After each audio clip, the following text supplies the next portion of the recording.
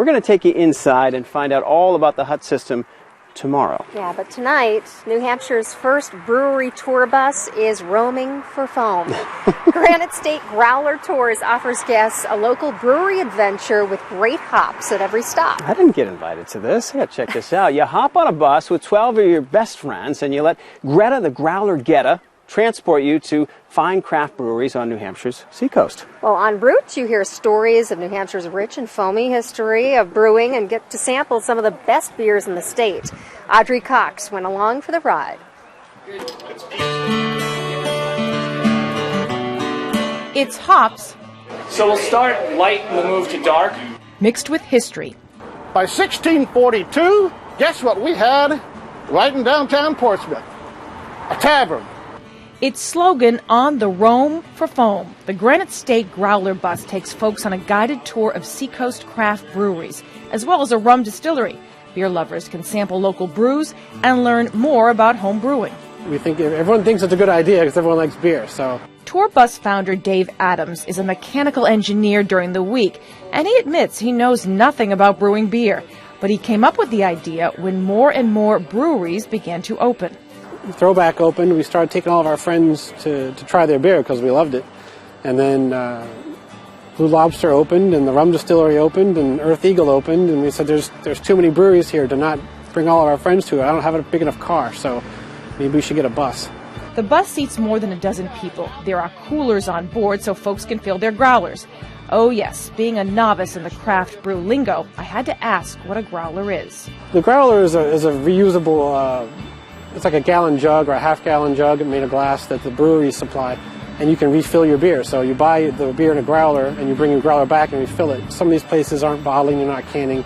They don't have the capacity for it, or they don't want to have to deal with it. So that's how they can sell their beer locally.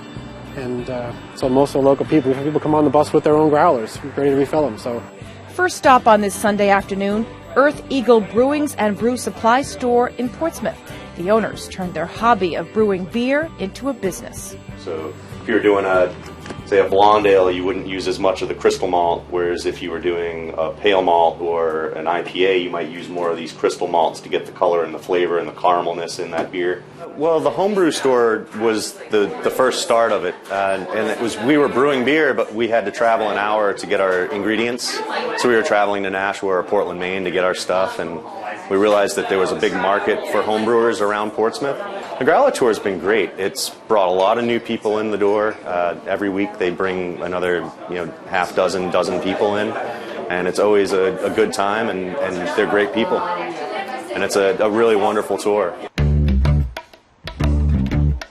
The Growler beer bus travels to breweries on Saturdays and Sundays. It's a perfect fit, especially for Portsmouth, which has a long, rich history when it comes to beer.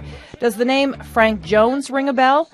While David does the driving, his partner Mark does the talking, giving folks a bit of history on the seacoast. And I can't emphasize enough that the revolution started at the tavern over beer in New Hampshire, right there at Stoodley's. Our partner Mark has the history, and so you're getting a history of beer in New Hampshire. You're getting a lot of interesting information about the state, other historical facts. But then when you get to the brewery, you get your one-on-one time with the brewer or the distiller, as the case may be, and ask any questions that you want, and we're more than happy to take you to them. So we're going to stop at Seahag. From there, we're heading back down to Hampton to Blue Lobster.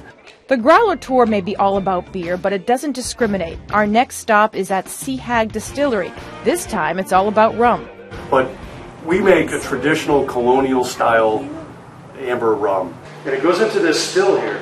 Now, this still is period correct. Every time it hits a curved surface here, it refluxes a little, and the water drops down, alcohol comes up through here.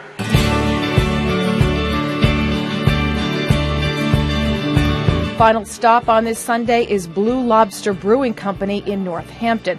There is no tour here, but owner Michael Benoit serves up his famous Blue Claw Ale and Black Claw Stout from the taps. It's got a very crisp taste to it, but it also has 25% wheat, so it's got a little bread flavor in there as well.